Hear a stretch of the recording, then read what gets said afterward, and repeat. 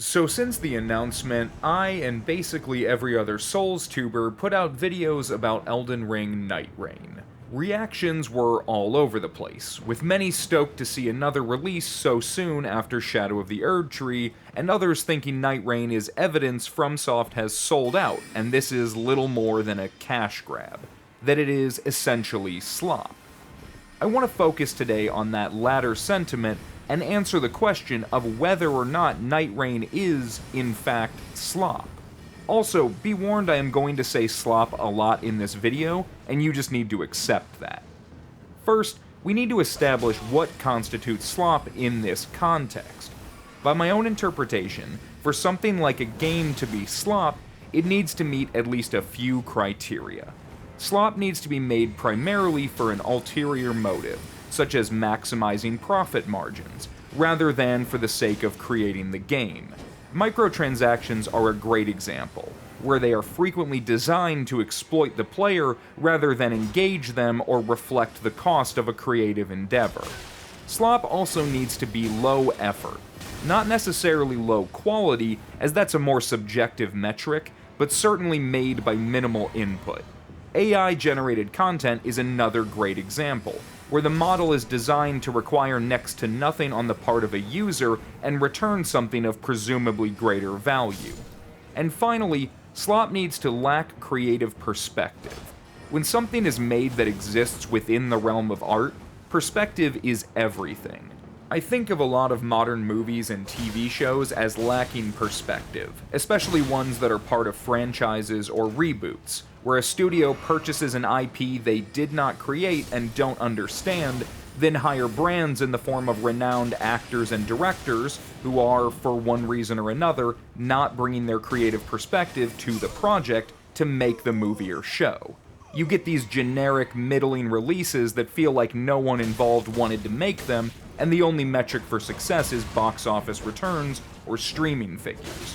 In short, slop is shit that was made to be shit. It's not a swing and a miss, it's not a dream project gone awry, it's something that was never intended to be anything good and manufactured to serve as nothing more than hog feed. You know, like slop. Those criteria may or may not fit your own, and honestly, I think slop is just as easily interpreted as a vibe. If it looks like shit, smells like shit, and tastes like shit, then it's shit. I just wanted to lay down some ground rules so we're all on the same page. So is Nightreign slop by our definition? Obviously, the game hasn't been released, so it's impossible to say anything for certain, but we can make some presumptions based on what we currently know. A lot of the criticism around Nightreign is calling it a cash grab, accusing FromSoft of capitalizing on the Elden Ring IP with no regard for the quality of the product. As much as Nightreign is not the game I would have made with full control of the Elden Ring IP and assets, it doesn't strike me as a cash grab either. FromSoft's messaging has been one of clear reassurance that the title is in no way a live service model. They are aware of the connotations of such a model and do not want people to go into Nightreign with that expectation. They are promising to deliver a complete product for a price similar to Shadow of the Erdtree and are even releasing it on last-gen consoles. If their motivation for making the game was to make as much money as possible, releasing it as a one-time purchase at a reduced price feels like a weird way to do it. The Elden Ring IP has a ton of potential right now, and if they wanted to charge $60 or even $70 with no promises of avoiding microtransactions, they could do it and it wouldn't hurt their sales in the least. I bought a PS3 just to play Demon's Souls. I bought a PS4 just to play Bloodborne. I bought a PS5 and paid $90 for the digital deluxe edition of the Demon's Souls remake that I didn't even like. Speaking from personal experience, gamers are easy to exploit. There's also the reality that every FromSoft Souls game has been a sincere creative effort, and it feels premature to write off Nightreign just for changing up the genre. Sure, it's not exactly what people were expecting as a follow-up, but that doesn't make it a cash grab. Now, on the second count of low effort, where does Nightreign sit? The most common complaint I've seen in this regard is people who are critical of the reused assets for one reason or another. Are reused assets indicative of low effort? Well, they can be. There's certainly a case of not doing something, thereby reducing effort. But that doesn't mean the product as a whole is low effort. We could just as easily level criticism at FromSoft for not reinventing their engine from the ground up every single game, along with their combat system and the entirety of the dark fantasy genre. The landscape of modern game development has been unified by shared resources and licensed engines in a way that both streamlines and hampers creativity. No major developers are fully immune to that fact. And assets are building blocks, just like everything else that makes up the game. It's how you assemble them that matters. No one is looking at Legos and complaining that the bricks aren't new. Not to mention, some of the most creative and high-effort games I've played have been mods reusing existing assets, and it's hardly something I hold against them. Now, I will say there is validity to the asset reuse criticism when a game misrepresents itself as something, say, next-gen, and it turns out it's little more than a full-price touch-up of last year's. Many EA titles and the Call of Duty franchise come to mind. Nightreign just doesn't strike me as that sort of game. FromSoft have been very clear in their interviews that this is a spin-off and not meant to be considered a sequel. Nor are they trying to convince anyone this title is on the same level as Elden Ring. It's leveraging the assets of the IP, absolutely, but that's what makes it a spin-off. And if it ends up being the case that Nightreign releases and it's clear the game was hastily put together without any serious thought or consideration, then we can say that it's low effort. But until then, that's not a bet I'm willing to make. Finally, on the third count of lacking creative perspective, can we say that's the case with Nightreign? As someone who is not particularly excited about the direction they've chosen for the title, I can still say confidently that this game strikes me as nothing less than a sincere creative endeavor.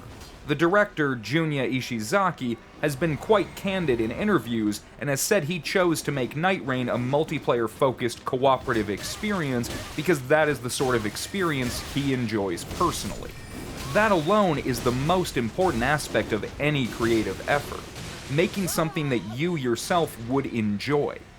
Over the years, I have worked on my own TTRPG because I have been dissatisfied with existing products. I tried experimenting within their frameworks, and eventually decided I was better off just to make my own. In turn, I've gained an immense appreciation for the work that goes into game design, and it's helped develop my creative muscles. So I understand perfectly how crucial it is to know what you want from a product when you're making it. You can tell when a game is made by no one and for no one, when a game is soulless and represents absolutely none of the values or interests of its makers. Nightreign does not scream developer disinterest to me. Miyazaki has never been shy about his hesitation regarding sequels or retreading old ground, nor has he been shy about allowing other members of his team to do so if interested. He said as much about Dark Souls when asked about its future, that there were no plans to continue, but if a member of his team had the interest and a good idea, he would consider it. And that attitude comes from both a desire to create and a respect for new perspectives. While he felt he had said what he needed to, he left the door open, or at least ajar, for others. I think a lot about the creation of Dark Souls 2 and how its development was approved with or without Miyazaki's involvement. That's the sort of decision that a game designer has to expect when making something they won't own. Someone else gets to decide what to do with their work, for better or worse. Miyazaki has also said he regrets his involvement with Dark Souls 2, citing his influence possibly impeding on the efforts of others, and said he did not want to make the same mistake with future titles. Nightreign feels like it is exactly within those parameters. A game made by someone who has worked with Miyazaki since the first Dark Souls, came up with a pitch for an Elden Ring spin-off, and got the go-ahead. The idea that Nightreign is manufactured digital waste and is being released to fill a quota ignores the hurdles required to get it approved. If Miyazaki says he trusts a member of his team to make a game under his most successful brand, and we trust Miyazaki, then it shouldn't be difficult to give Nightreign the benefit of the doubt. A direct sequel to Elden Ring allegedly isn't in the works, so any leftover creative juices exclusive to the setting may simply pool into Nightreign. But I do get why people feel like it's not a creative effort. Elden Ring expanded new horizons while reducing others, and it left veterans of the series feeling a bit mixed. Nightreign is a reduction in most familiar avenues and a total genre pivot. It's a common tactic of major franchises to release spin-offs of questionable inspiration, and it can easily feel suspect to see Elden Ring bring FromSoft to new heights and so quickly delve into similar territory. Elden Ring disappointed me in countless ways, and I know it alienated many longtime fans. I have practically endless grievances, and I'm quite bitter that the DLC didn't even attempt to smooth out the roughest spots. I get why people see Elden Ring as a corner turn for From Software and how they fear the worst. After all, the enshittification of everything doesn't have exceptions. We, as a species, are marching downward toward annihilation, and the decline can be marked by the quality of our art. But Nightreign, by all measures, appears to be a sincere creative effort. This is not the seventh trumpet. And until we see it and truly know it for what it is, we should not accuse Nightreign of being slop. FromSoft has yet to break that line, even if they have strayed from the path.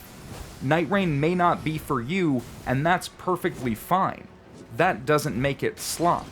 Both Nightreign and Elden Ring are, in many ways, not for me. That doesn't make them slop. I feel it is important that we measure our criticism of games not only by how we experience them, but by our expectations of those who make them. Slop is a very real problem in the creative world right now, especially with the surge of generative AI and corporate consolidation. So if we want to do our best to address that situation with clarity and resolve, then we must be precise in our critique. FromSoft makes the best games I have ever played, and it's not even close. That doesn't mean I think they should be immune to criticism or above reproach. If anything, I feel exactly the opposite. I intend to critique Nightreign every bit as much as anything else I play, which is to say excessively and with increasingly unhinged takes.